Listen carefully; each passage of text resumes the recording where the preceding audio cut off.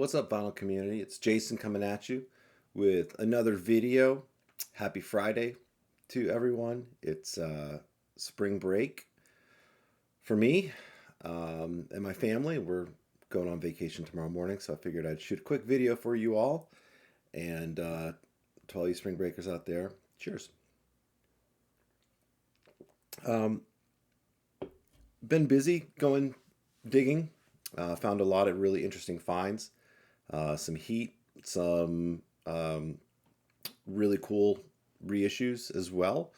I get a question a lot in the comments saying, "Hey, are you mostly just into original presses, or do you do reissues at all?" And the answer is I do reissues.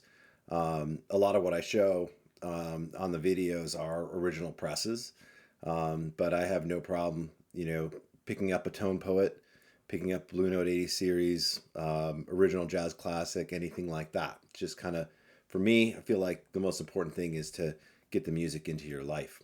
So anyway, there's a couple record stores that I checked out for the first time. One that that I went to today, that I've been to a handful of times.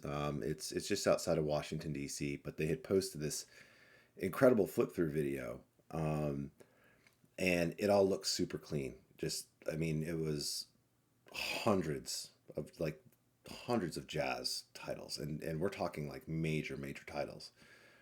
And I was looking at it, I was like, oh my god, this is either, some of these titles you just don't see. And then I got to thinking, I was like, oh wait, I bet these are, Japanese presses or something like that. And in fact, they were. But I like Japanese presses. They're maybe not quite as dynamic as originals. But the first one that caught my eye was this. A Night at Birdland, Art Blakey. Now, this is volume 3. Now, when this is originally issued on a 10-inch version, there were 3. There's volume 1, volume 2, volume 3. When they launched the 12-inch LPs, they consolidated those 3 10-inch discs into volume 1 and volume 2 on 12-inch discs. This was released, I think, solely in the Japanese market. Discogs basically puts this as the only release of A Night at Birdland Volume 3 in the 12-inch format.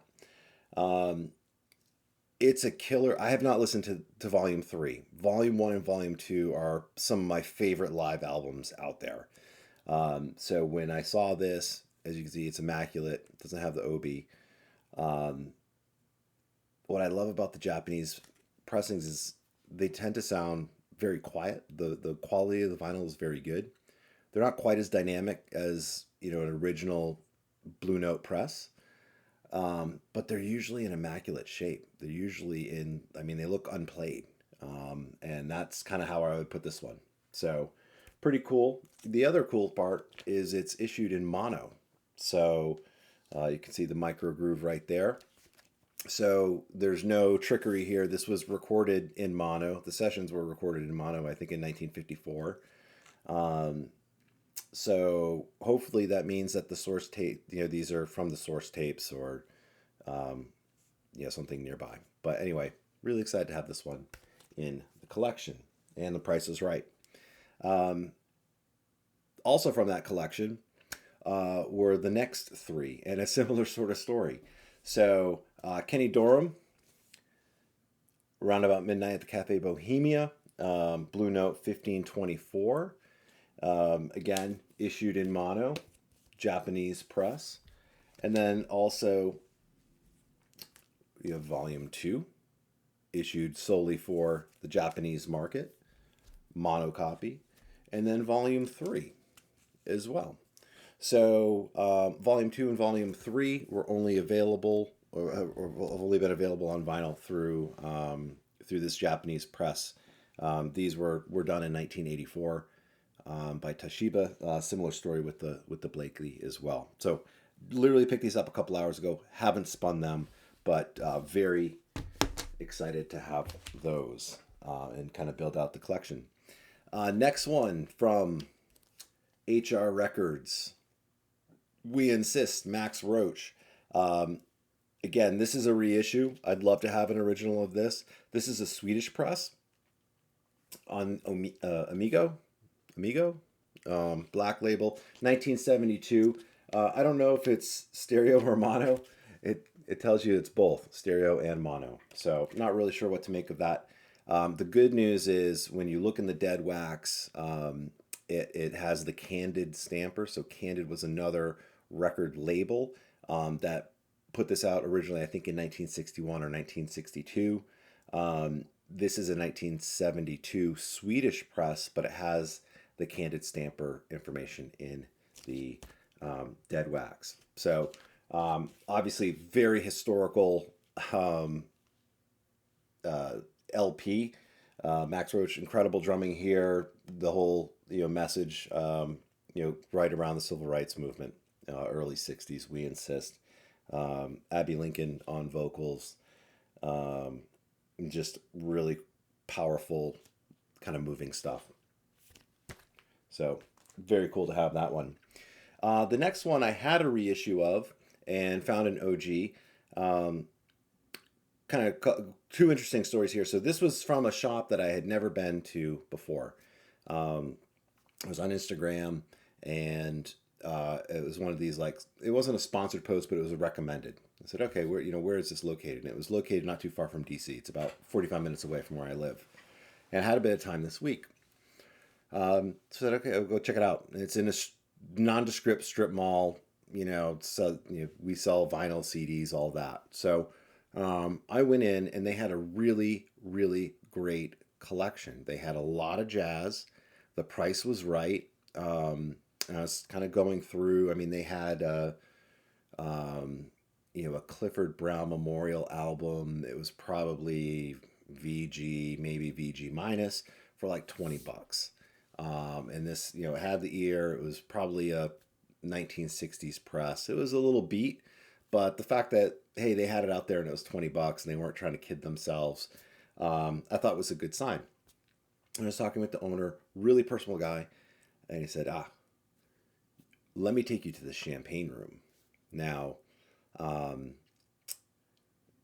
this was not the first champagne room that I've been in, not my first rodeo, not what you guys are thinking probably, or gals are thinking, but they took me to the back room where they had kind of the higher dollar stuff, and they had a nice little shelf, probably 100 to 200 LPs, and started flipping through, and there was a ton of really great stuff.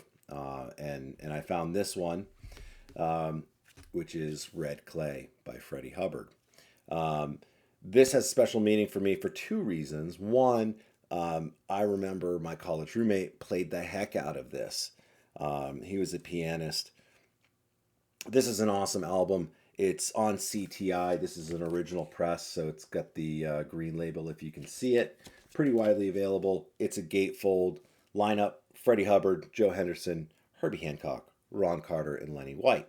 What is incredible about this, what I love, is the title track, Red Clay, and the bass line that Ron Carter puts down. What makes it doubly cool is earlier this week, I participated in a town hall, virtual town hall, I guess you could call it, on Sirius XM. So they had a little contest for subscribers. I emailed in. They said, hey, you've been selected. So I got to do a Zoom call with Ron Carter. They had a couple of special guests on there, which I won't say, but, may or may not be the drummer on Red Clay, who also drummed on Bitches Brew. So pretty cool, really great. Actually got to ask a question about the creative process. And, Ron Carter is just a gracious guy, amazing bassist, obviously, living legend. And he's recorded like 24 or 25 on 24 or 20, 2,400 albums, he said, a little bit more, and he's still playing. So amazing, amazing stuff. This is a great album. Not quite cheap heat, but you can find this $30, $40, and it is a great, great album. Also in the champagne room was this next one. One that I've been looking for, wasn't expecting to find, but There it is. Lou Donaldson Blues Walk. Blue Note 1593. This is a 1962 press, so it has the original cover, but they put the stereo sticker on it. It is in fact a stereo press. Would have preferred a mono press, but it's very clean. And this is one of his finest albums. It's very bluesy. I love it. It's just a really chill album. Put it on. Iconic photography by Francis Wolff. Another great cover here, and highly recommend this one. I think this may have just it may have just come out today that it's going to be released as a classic series on Blue Note. If that's the case, if you don't have it, pick it up. It's an awesome album. Definitely deserving of the reissue. This next one I had a copy of. It was a 70s press. I had the opportunity to upgrade to an original mono. And I love Art Blakey and the Jazz Messengers. And I love this album in particular, Mosaic, featuring Freddie Hubbard, Curtis Fuller on trombone, Wayne Shorter, Cedar Walton, and Jamie Merritt. Blue Note 4090. It is super clean, as you can see. What a great cover. Color. It's super crisp. Original. It's a mono copy, and this was cut hot. So Van Gelder recorded it. This is a spirited session, to say the least, and he basically redlined the whole thing. So finding a clean copy is one thing. Finding another copy that doesn't have a lot of that distortion, just because it was recorded so hot. I only have this copy. I don't hear that much distortion. I've only listened to it once or twice. It's beautiful music. I'm really happy with it, and it's super clean. So can't argue with that. This was not found locally. It was found at a record store in Vermont that I had been to before, and emailed them and said, hey, if this doesn't go, let me know, because I've been looking for an original mono copy of this. That's super clean. Highly, highly recommended. One of my top 3 Art Blakey albums, Mosaic. Check it out. And then the last one was back in the Champagne Room. And this artist, I think, is one that doesn't fly under the radar per se, isn't as prominent as they should be. Phenomenal player, great music, and a lot of the if you follow Discogs or eBay, I've seen the prices. I mean, prices overall have gone up, but particularly for a lot of these issues by this artist have really skyrocketed in the last 12 to 18 months. But this is pretty special. Andrew Hill, Black Fire, original mono. This is the only time it was issued as a mono release. Everything else was stereo. So Blue Note 4151, Andrew Hill, Joe Henderson, Richard Davis, Roy Haynes, Black Fire. Incredible. On the New York USA label. It's got the ear. Great artwork. I had a Tone Poet of this. I guess I still do. No, scratch that. I traded it in for the We Insist. But highly recommended. If you can get a copy of the Tone Poet, great. If you can get any other copy, do it. This is a great, great album. I like it as much as Point of Departure. It's right there. Really good. Lesser known, but do not pass on this if you see it, if you come across it. Find a way to get this in your collection. So I would say it's strong VG. It's not the cleanest copy, but it plays through just fine, and can't argue with that. So thanks for watching. Hope you enjoyed the video.